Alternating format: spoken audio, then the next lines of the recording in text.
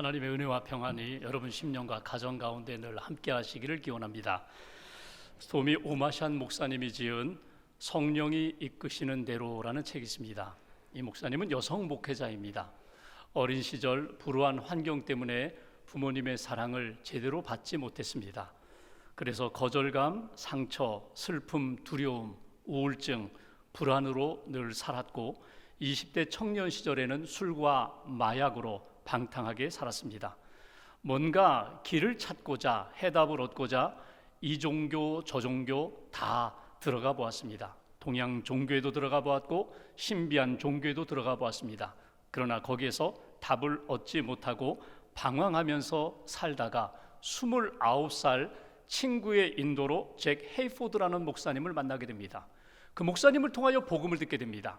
예수님의 복음을 듣게 되고 성령을 받게 됩니다. 성령이 그의 심령 안에 들어오니까 인생이 달라졌습니다. 29년 동안 한 번도 꿈꿔본 일이 없는데 꿈을 갖게 됩니다.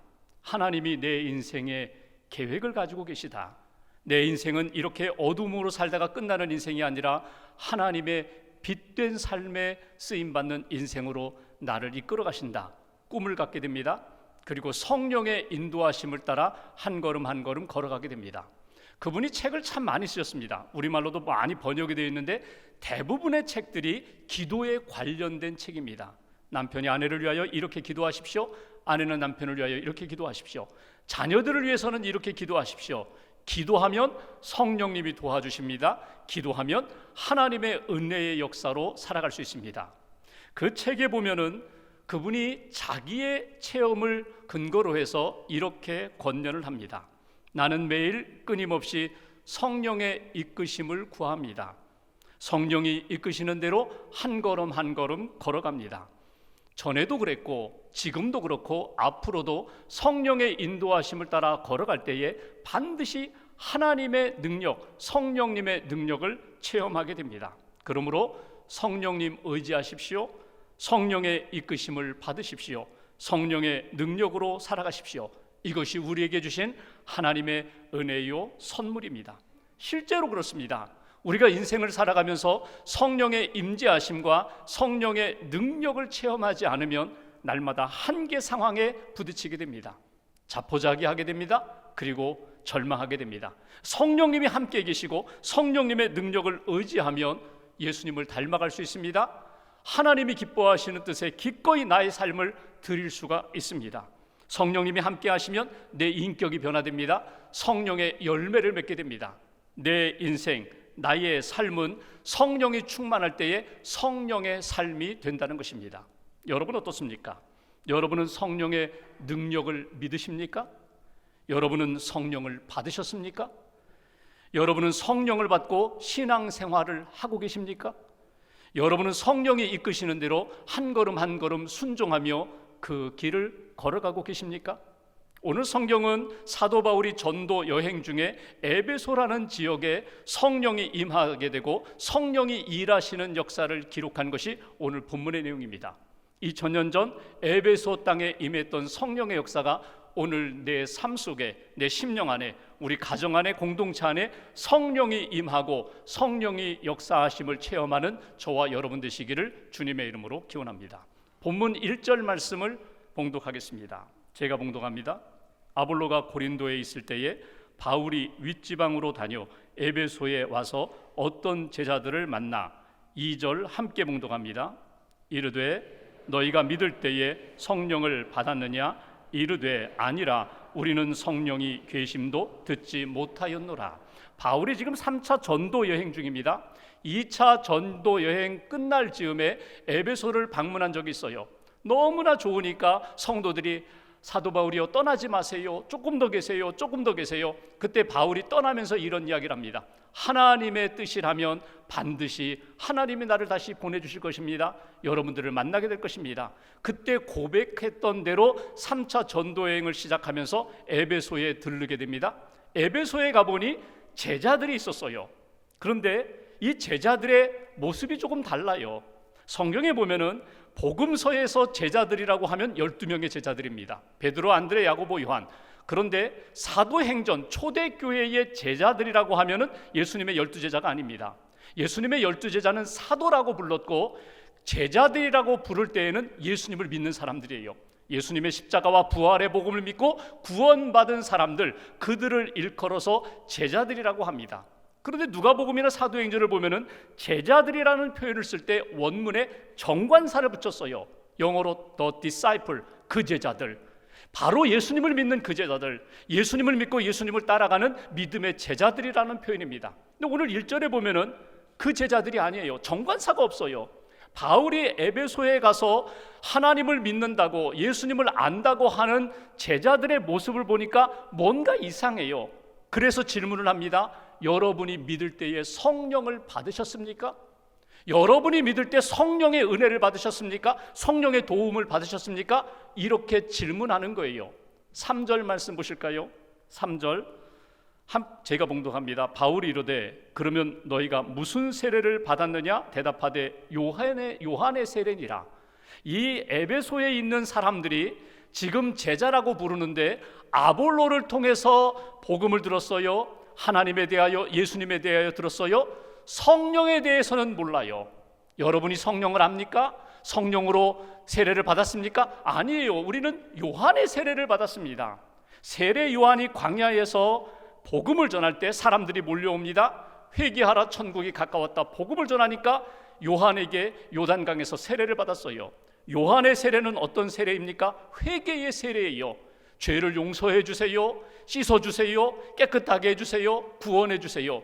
요한의 세례를 알고 성령을 모른다는 거예요. 성령의 세례를 모른다는 거예요. 그래서 오늘 바울이 에베소에 있는 어떤 제자들에게 성령에 대하여 가르치게 됩니다. 여러분이 성령을 통하여서 믿음을 가져야 합니다. 성령을 통하여 예수님을 만나고 예수님을 믿고 구원받아야 합니다. 이것이 오늘 본문 4절의 내용입니다. 4절 말씀 함께 봉독합니다. 바울이 이르되 요한이 회개의 세례를 베풀며 백성에게 말하되 내 뒤에 오시는 이를 믿으라 하였으니 이는 곧 예수라 하거늘. 바울이 이야기하는 거예요. 여러분이 아볼로를 통하여 세례 요한을 배우게 되고 세례 요한의 세례를 받았다면 세례 요한이 성경 말씀 마태복음 3장 11절에 했던 그 말도 여러분이 아셔야 합니다. 세례 요한이 무슨 이야기를 했어요? 나는 여러분들에게 물로 세례를 주지만 내 뒤에 오시는 구원자, 어린 양 되신 그 예수는 여러분에게 성령과 불로 세례를 주실 것입니다. 온전한 구원과 하나님의 백성답게 살아갈 수 있도록 여러분들을 새로운 인생으로 만들어 주실 것입니다. 그러므로 물 세례만이 아니라 예수님이 주시는 성령 세례를 받으셔야 합니다. 성령을 의지하여 여러분들이 거듭나는, 새롭게 되는, 구원받는 인생이 되어야 합니다. 이것이 바울이 에베소에 있는 어떤 제자들에게 전한 메시지예요.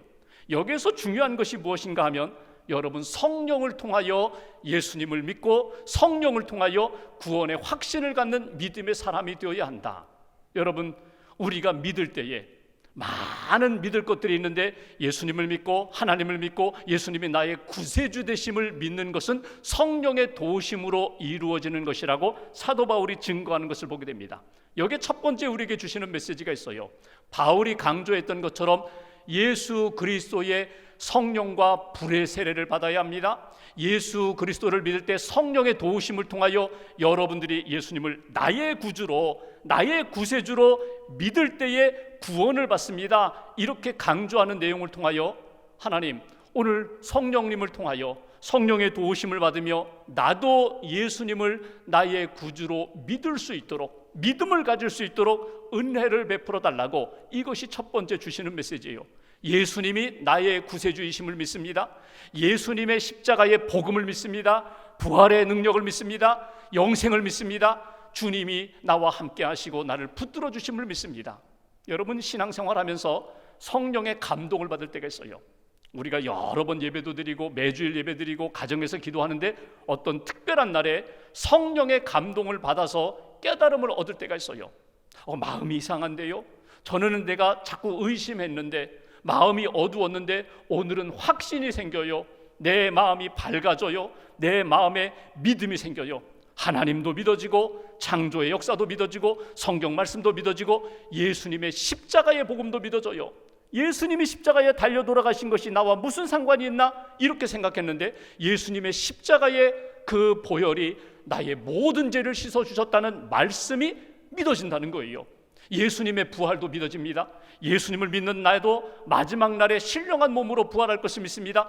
믿음이 생기는 것, 믿음이 내 안에 들어오는 것, 믿음으로 고백할 수 있는 것, 이건 전적으로 성령의 도우심의 역사라는 거예요. 마태복음 16장에 보면은 어느 날 예수님이 제자들에게 질문하십니다. 야, 세상 사람들이 나를 누구라 하느냐? 너희들은 나를 누구라 하느냐? 그때 베드로가 이야기합니다. 주는 그리스도시요 살아계신 하나님의 아들입니다. 예수님, 당신은 하나님의 아들이 맞아요.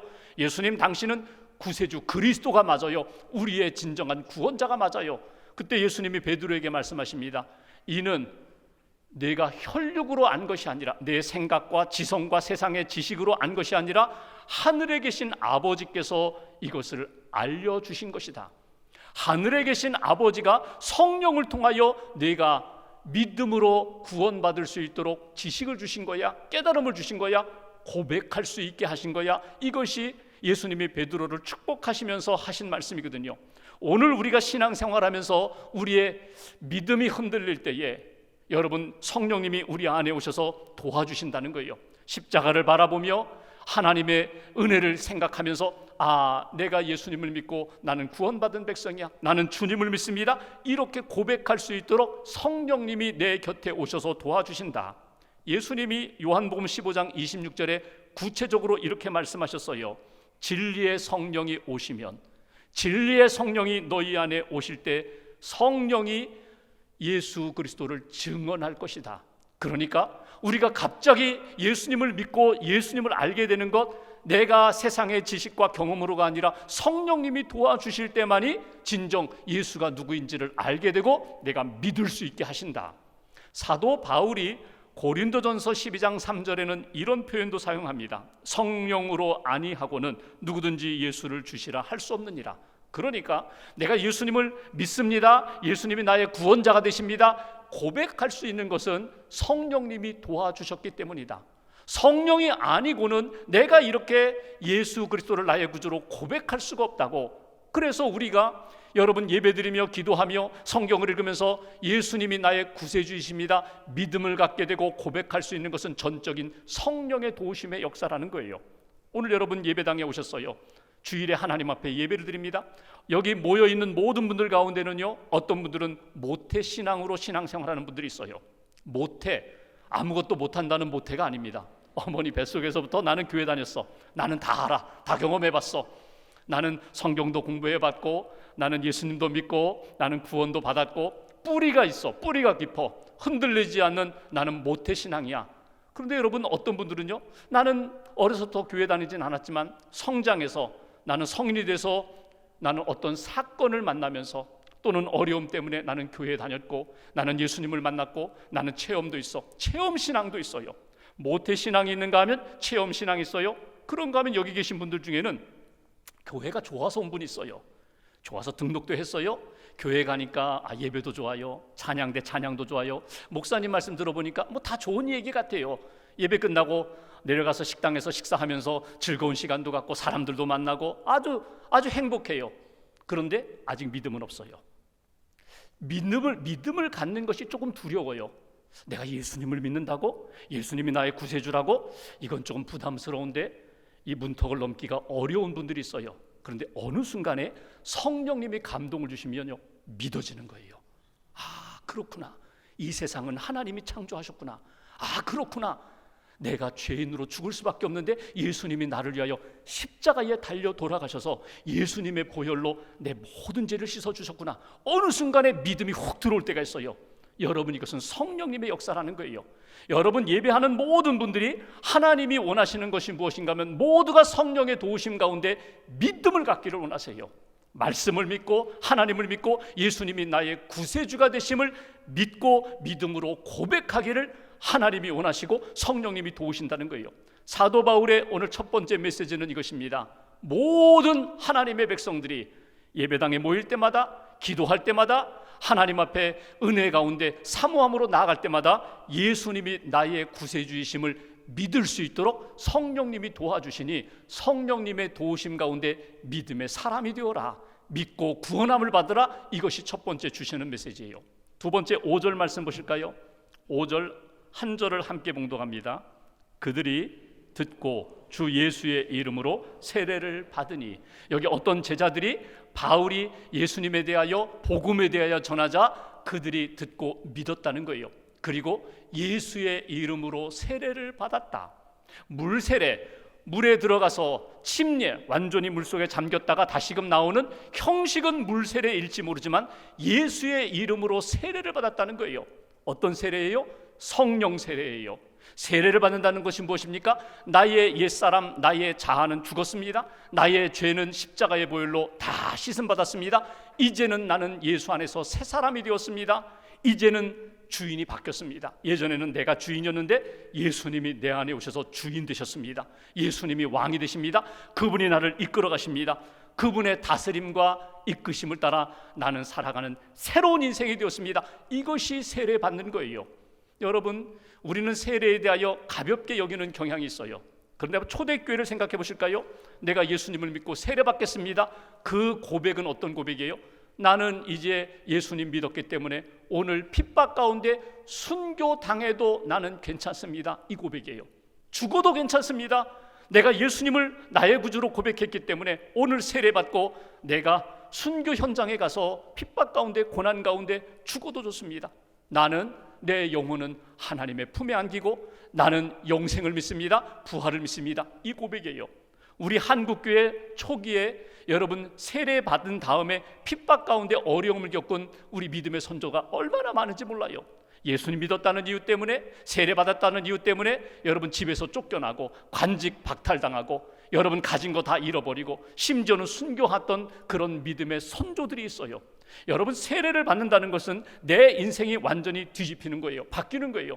예수님이 나의 주인 되셔서 나는 그분만 의지하며 살아가겠습니다. 죽어도 좋습니다. 여러분, 구원이 뭐예요?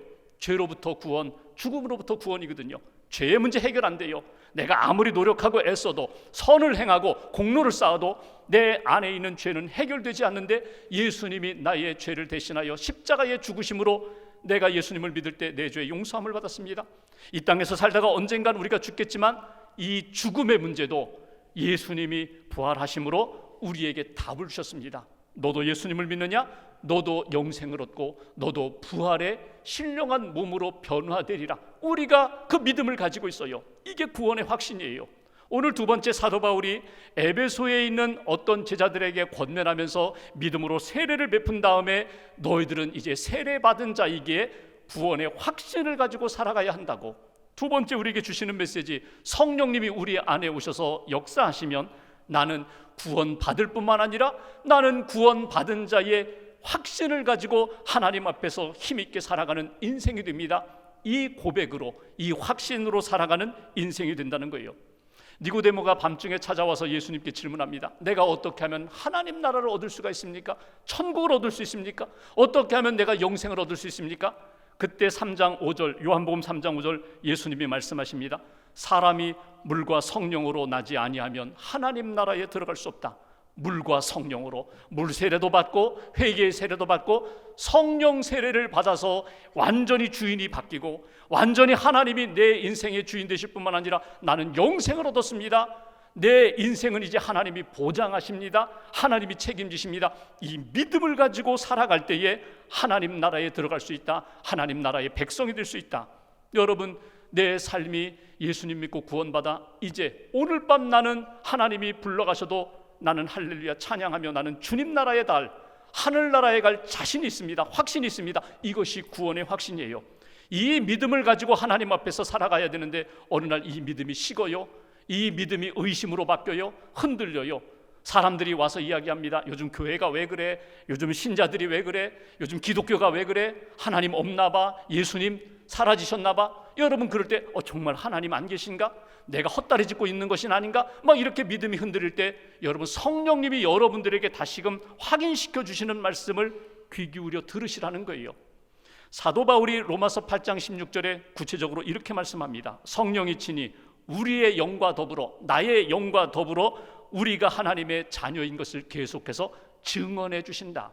세상의 소리, 사람들의 소리가 아니라 내 속에서 일어나는 인간적인 감정과 생각이 아니라 성령님이 내 영과 더불어서 계속 너는 하나님의 자녀야, 너는 구원받은 백성이야, 너는 하나님이 동행하시는 믿음의 사람이야. 성령의 증언을 붙잡고 믿음의 길을 담대하게 확신을 가지고 걸어가라. 이것이 사도 바울의 권면이에요. 다시 한번 추스리셔야 돼요. 나는 구원받은 백성입니다. 하나님의 자녀입니다. 하나님의 사명을 가지고 믿음의 길을 걸어가다가 언젠가 나는 주님의 품에 안길 때 그때까지 나는 믿음으로 충성을 다하겠습니다. 윌버 체프만이라는 분이 있어요. 복음 전도자인데 이분이 청년 시절에 전도 집회에 갔어요. 하나님을 믿고 예수님을 믿는다고 하는데 이게 확신이 없었어요. 전도 집회에 갔는데 D.L. 무디 목사님이 예수님에 대하여, 복음에 대하여, 구원에 대하여, 확신에 대하여 막 설교를 하세요. 끝난 다음에 목사님을 찾아갔어요. 선생님, 저는 구원의 확신이 없어요. 어떻게 하면 좋겠습니까? 무디 목사님이 물었어요. 예수님을 믿으세요? 믿지요. 성경을 믿으세요? 믿지요. 그런데 왜 확신이 없으세요?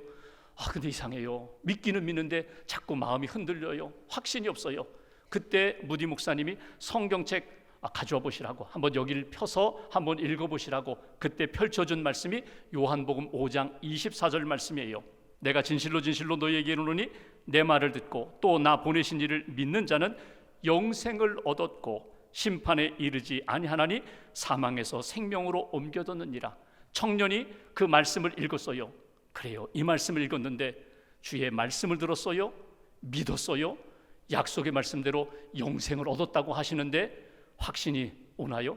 아니요, 글쎄요, 잘 모르겠어요. 다시 한번 읽어보세요. 성경을 읽고 나서 이 말씀대로 영생을 얻었다는 확신이 있으세요? 아니요, 아직도 잘 모르겠어요. 그때 무디 목사님이 이 청년을 향하여 소리를 높였어요. 아니, 당신이 뭔데? 하나님이 영생을 주셨다고 성경에 약속으로 기록해 주셨는데 당신이 왜 성경을 무시합니까? 하나님의 말씀을 무시합니까? 왜 하나님이 주신 선언을 무시합니까? 영생을 주셨다는데 받아들이세요. 예수 믿는 사람들에게 영생을 주셨고 죽음에서 생명으로 옮겨주셨다는 이 말씀을 믿음으로 받아들이세요. 그때 청년이 깨달음을 얻고 아멘으로 고백해. 맞습니다. 진실로 그렇습니다. 맞아요. 내 안에 영생을 주셨고 내 안에 어둠의 영, 죽음의 영은 떠나가고 생명으로 차 있습니다. 아멘으로 고백하면서 믿음의 확신을 가진 사람이 되었다는 거예요. 나중에 이 체프만이 신학을 공부하고 무디 목사님 후임 담임 목사로 그 교회에 갔어요.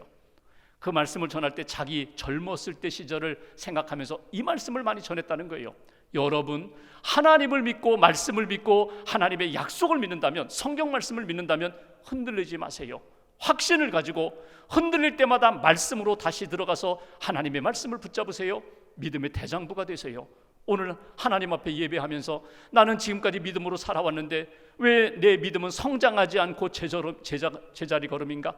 왜 내 믿음은 자꾸 퇴보하는가? 왜 의심이 많고 흔들리는가? 하나님의 약속의 말씀을 다시 붙잡고 성령님의 도우심을 받아 믿음의 확신을 가지고 살아가는 하나님의 백성들 되시기를 주님의 이름으로 기원합니다. 마지막 한 가지 6절 7절 말씀 2절 함께 봉독합니다. 바울이 그들에게 안수하며 성령이 그들에게 임하심으로 방언도 하고 예언도 하니 모두 12사람쯤 되니라. 아멘. 사도 바울이 세례를 받게 했습니다. 세례 받은 다음에 안수기도 했더니 오늘 성경 말씀대로 그들에게 방언도 예언도 나타나게 되었다. 방언이 뭐예요? 기도하는 거거든요. 하나님과 더 영적으로 깊은 기도를 할 수 있게 되었다. 신비한 언어로 기도할 수 있게 되었다. 예언이 뭐예요? 하나님이 주신 말씀을 가지고 말할 수 있게 되었다. 이건 능력이에요. 하나님이 주신 놀라운 은혜의 사인이에요.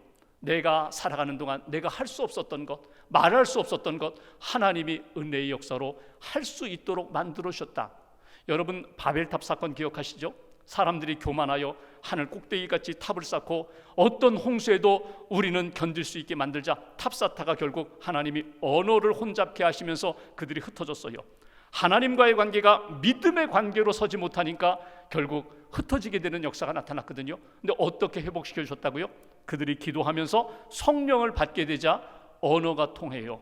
하나님과 영적으로 교통하게 돼요. 사람들에게 주님의 마음을 품고 섬기고 사랑하고 이해하고 기도해 줄 수 있는 그런 관계로 바뀌게 되었다는 거예요. 하나님이 다시금 회복의 은혜를 베풀어 주셨어요. 오늘 사도 바울이 강조하는 것은 이것입니다. 성령이 우리 안에 임하면 예수 그리스도를 통하여 구원의 확신을 갖게 될 뿐만 아니라 하나님이 주시는 능력의 삶을 살게 된다. 세 번째, 성령의 능력으로 살아가는 인생이 되십시오. 성령의 능력을 받고 성령의 능력에 이끌려 살아가는 인생이 되라는 거예요. 방언, 예언, 소통의 문제입니다. 언어가 바뀌는 거예요. 전에는 내 생각대로 내 감정대로 말했는데 이제는 주님이 주시는 마음과 말씀을 따라 말하게 됩니다. 전에는 내가 원하는 것, 욕망을 따라 기도했는데 이제는 하나님의 마음을 품고 하나님이 주시는 음성을 들으면서 영적으로 교통하는 기도 생활이 되었다는 거예요. 동시에 내면적인 변화도 나타나요. 내 안에 성령이 주시는 열매, 능력이 나타나요. 여러분, 성령의 열매, 갈라디아서 5장 말씀 여러분 기억하시죠? 사랑과 희락과 화평, 오래 참음, 자비, 양선, 충성, 온유, 절제. 성령의 9가지 열매. 이거보다도 더 많아요. 성령이 내 안에 오시면 내 인격이, 내 성품이, 내 삶이 달라지게 된다는 거예요. 내면이 바뀌어요. 사랑할 수 없어요. 그런데 성령님이 나를 붙들어 사랑하도록 만드세요. 기뻐할 수 없어요. 도저히 기쁜 상황이 아니에요. 성령이 내 안에 오셔서 주 안에서 기뻐할 수 있는 사람으로 바꾸어 주신다는 거예요. 용서할 수 있도록, 기다릴 수 있도록, 절제할 수 있도록 성령님이 내 인격과 성품을 바꾸어 주신다. 하나님 앞에서 성령이 임하면 성령의 능력으로 살게 된다는 거예요. 장갑이 있어요. 여러분, 이 장갑은 목사님이 끼면 성찬을 집례하고 결혼식 예식을 집례할 수 있는 그런 장갑이 돼요. 가만히 놔두면요, 이거는 1년, 5년, 10년 지나도 전혀 움직이지 않아요. 변화도 나타나지 않아요. 이 장갑에 손이 들어가면 달라져요. 목사님 손이 들어가면 이것은 성례를 집례하는 그런 장갑으로 쓰임받을 거예요. 만약에 여러분 싱크대에 그 장갑에 주부의 손이 들어가면 설거지도 할 수 있어요. 청소도 할 수 있어요. 빨래도 할 수 있어요. 살림을 할 수 있어요. 기술자의 손이 들어가면요, 그 장갑으로 여러분 건설도 할 수 있어요. 그리고 고칠 수도 있어요. 의사 선생님의 손이 들어가면요, 그 장갑으로 사람을 살리는, 치료할 수 있는 손, 수술할 수 있는 손이 되는 거예요. 우리의 인생은 어찌 보면은요, 이렇게 힘없는 장갑과 같은 인생이에요. 우리 인생이 그래요. 나 자신이 그래요. 내 안에 손이 들어올 때에, 하나님의 손이 들어올 때에, 성령의 손이 들어올 때 달라지는 거예요. 내가 하고 싶다고, 내가 가고 싶다고 하는 것이 아니라 성령님이 이끄시는 대로 나는 거기에 쓰임받는 인생이 되는 거예요. 하나님이 기뻐하시는 삶으로, 하나님의 영광 나타나는 삶으로, 하나님의 뜻이 이루어지는 삶으로 성령이 내 안에 오시면 나를 사용하여 그렇게 만들어 가신다는 거예요. 어떤 집사님이 심한 관절염 때문에 외출도 제대로 못하고 집에만 계셨어요. 이렇게 간호도우미가 와서 도와주고 이렇게 치료해주는 그 시간, 그분의 도움을 받으며 살아가는데 어느 날 너무 배가 고파가서 그분이 오기 전에 부엌에 가가지고 이렇게 음식 만들어 먹는데 프라이팬에 음식을 만들어 놓고 깜빡해가지고 그 프라이팬에 있는 음식이 다 타버렸어요. 연기가 자욱하고 가져다가 막 싱크대에서 세제를 부어가면서 막 닦는데 이게 안 닦이는 거예요. 그 도우미가 오셨어요. 그리고 뭐 하시냐고, 내가 음식을 만들다가 음식 다 태웠다고, 이 프라이팬 망가졌다고, 닦는데도 세제가 먹히지 않는다고. 그랬더니 이분이 이야기하는 거예요. 더 태우셔야 되는데, 그 정도는 안 되는데, 다 태우셔야 되는데. 그분 말대로 다시금 불에다가 올려놔서 프라이팬을 다 태워버렸어요. 그랬더니 그 눌러버텼던 찌꺼기가 다 타서 뚝 떨어지는 거예요. 그러면서 이 집사님이 깨달음을 얻게 되었어요. 내가 관절염 때문에 마음이 우울하고 낙심하고 사람들 만나고 싶지 않고 영적으로 자꾸 침체되고, 아니구나, 열받아야 되는구나, 성령을 받아야 되는구나, 성령의 은혜를 받아야 되는구나, 기도하기 시작했어요. 성령님 내 안에 오셔서 나를 붙들어 달라고, 채워달라고. 기도했더니 제일 먼저 무엇이 달라지는가 하면 영혼이 살아나더라는 거예요. 기도했더니 영혼이 살아나더라. 마음이 밝아지더라. 내 연약했던 몸, 힘들었던 아팠던 몸이 하나님의 은혜 가운데 치유되기 시작했더라. 여러분, 성령이 임하면 달라지는 거예요. 사도행전을 읽으면서 우리가 마가의 다락방에 120명 모여서 기도합니다. 문 걸어 잠그고 성령, 약속하신 성령을 기다렸는데 성령이 임하자 믿음의 용사들이 되잖아요. 사마리아 땅에 성령이 임하니까 하나님이 기뻐하시는 은혜와 회복의 땅이 되잖아요. 고넬료 집에, 그 로마 군대 백부장 집에 성령이 임하니까 달라지고, 에베소 땅에 임하니까 성령이 임하는 곳마다 변화의 역사가 나타나잖아요. 여러분, 오늘 하나님은 우리에게 기다리고 기대하십니다. 성령을 구하라는 거예요. 사모하라는 거예요. 성령을 구하고 사모할 때 내가 채워주마. 구원의 확신을 가질 수 있도록, 믿음의 대장부가 될 수 있도록, 능력의 사람이 될 수 있도록 내가 붙들어 주겠다고 오늘 우리에게 약속을 주십니다. 꼭 붙잡으세요. 사모하세요. 성령의 능력과 은혜로 여러분 감당하기 어려웠던 문제들 감당할 수 있는 사람으로, 성령은 반드시 회개와 회복, 구원과 생명의 열매를 우리에게 안겨줍니다. 그 은혜와 놀라운 역사를 체험할 수 있는 한 주간 되시기를 주님의 이름으로 기원합니다. 기도하겠습니다.